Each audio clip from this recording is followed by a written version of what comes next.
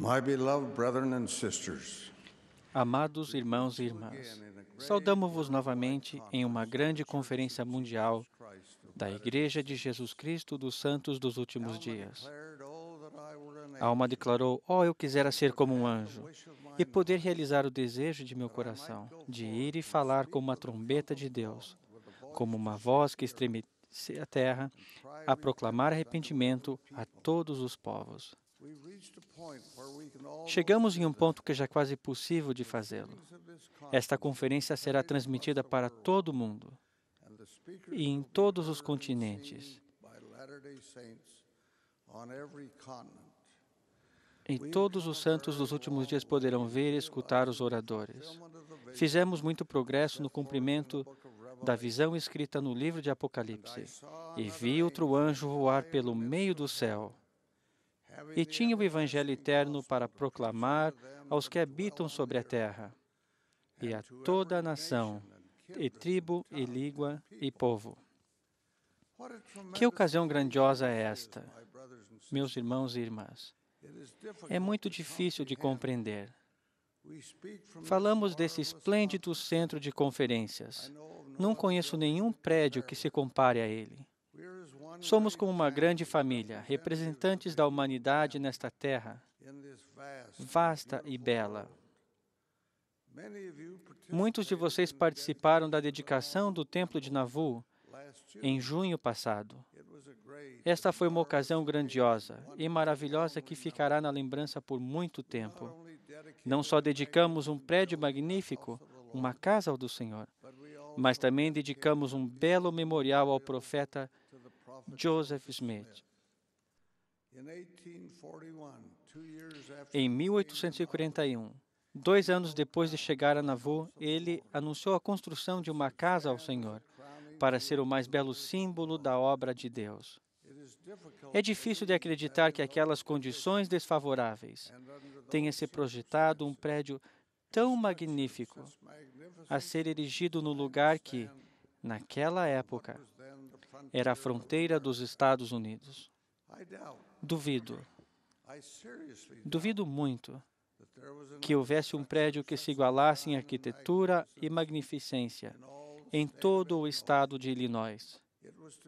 Seria dedicado à obra do Todo-Poderoso, para a realização de seus desígnios eternos.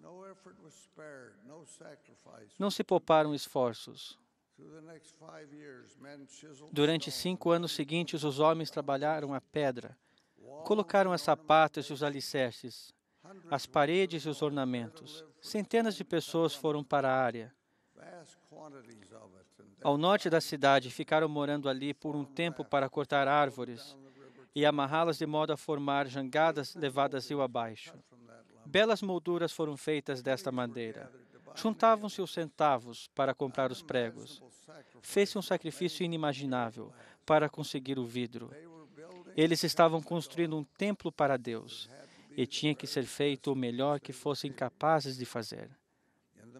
Em meio a toda essa atividade, o profeta e o seu irmão Hiram foram mortos em Carthage, no dia 27 de junho de 1844. Nenhum de nós que vivemos hoje é capaz de compreender o golpe terrível que isso foi para os santos. O seu líder morrera, e ele, o homem que tinha visões e revelações. Ele não era somente o seu líder, era o seu profeta. A tristeza que sentiram foi intensa, imenso o seu sofrimento. Contudo, Brigham Young, o presidente do Quórum dos 12, tomou as rédeas. 12 transmitira sua autoridade aos apóstolos. Brigham determinou que se terminasse o templo e a obra prosseguiu. Dia e noite eles trabalhavam por esse objetivo, apesar de todas as ameaças das turbas que eles faziam. Em 1845, eles já sabiam que não poderiam ficar na cidade, que construíram nos terrenos pantanosos. Sabiam que deveriam sair. Nessa época, a atividade passou a ser intensa. Primeiro para terminar o templo, e depois para construir os carroções e reunir seus suprimentos, para partirem para o deserto que ficava no oeste. O trabalho de realização das ordenanças foi iniciado, antes que as obras do templo estivessem totalmente concluídas. Ele prosseguiu até o inverno gelado de 1846. O povo foi obrigado a abandonar suas casas, e os carroções rodaram lentamente pela rua Parley até a margem do rio, para depois atravessá-lo e subir a margem ao lado do estado de Iowa. Eles continuaram saindo. O rio congelou. O frio estava cortante, mas deixou com que atravessassem o rio sobre o gelo.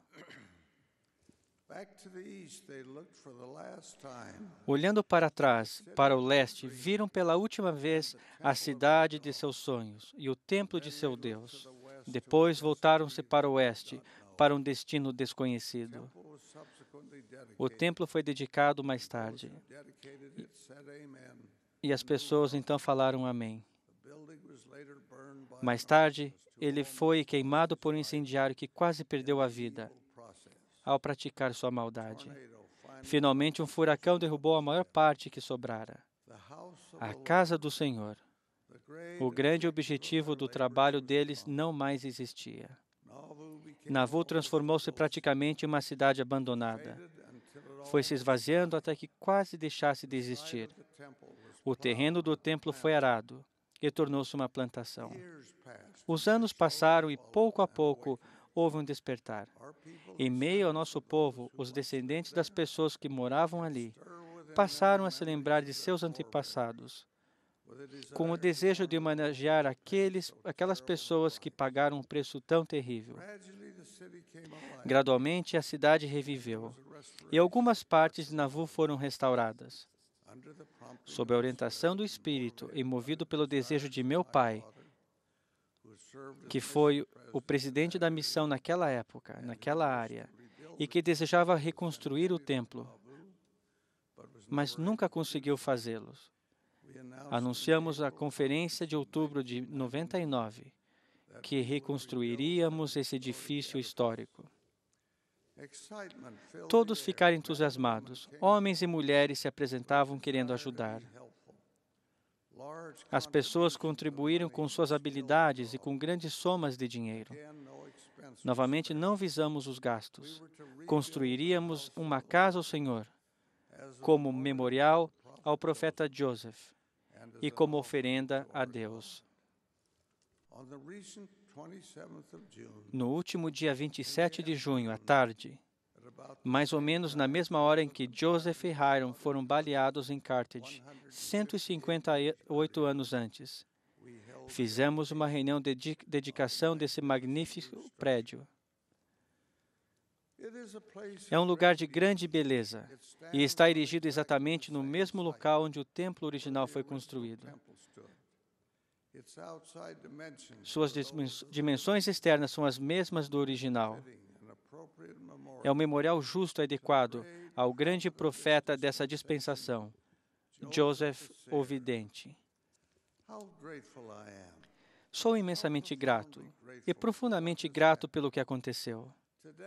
Hoje, de frente para o oeste, na alta colina que se destaca na cidade de Nauvoo, do outro lado do rio Mississippi e além das planícies de Iowa, encontra-se o templo de Joseph, uma magnífica casa de Deus. Aqui, no Vale do Lago Salgado, de frente para o leste e para o belo templo de Nauvoo, fica o templo de Brigham, o templo de Salt Lake. Ficam de frente um para o outro, como dois suportes de livros entre os quais existem vários volumes que falam do sofrimento, tristeza, sacrifício e até da morte de milhares de pessoas que fizeram a longa viagem do rio Mississippi ao vale do grande lago Salgado. Nauvoo tornou-se o templo de número 113. Depois dele, já dedicamos outro templo, em Haia, na Holanda, levando o número para 114. Esses prédios maravilhosos de tamanho e arquitetura diversos existem agora em vários países aqui no mundo. Foram construídos para ser utilizados por nosso povo para a realização da obra do Todo-Poderoso, cujo desígnio é levar a efeito a imortalidade e a vida eterna ao homem. Esses templos foram construídos para serem usados. Honramos nosso Pai quando os utilizamos. Na abertura desta conferência, exorto os irmãos e irmãs a utilizarem os templos da igreja. Frequentem o templo e levem adiante a obra grandiosa e maravilhosa que o Deus dos céus planejou para todos nós. Aprendamos ali os seus caminhos e planos. Ali façamos convênios que nos conduzirão pelos caminhos da retidão, abnegação e verdade. Unamo-nos com a família por meio do convênio, eterno ministrado, pela autoridade do sacerdócio de Deus. E proporcionemos com essas bênçãos a todas as gerações anteriores, sim, aos nossos próprios antepassados, que esperam pelo serviço que agora podemos dar-lhes. Que as bênçãos do céu estejam com vocês, meus irmãos e irmãs. Que o espírito de Elias lhes toque o coração e os inspire a realizar esse trabalho pelas pessoas que não podem progredir, a menos que vocês o façam. Que nos alegremos com o privilégio glorioso que temos. Oro humildemente, em nome de Jesus Cristo. Amém.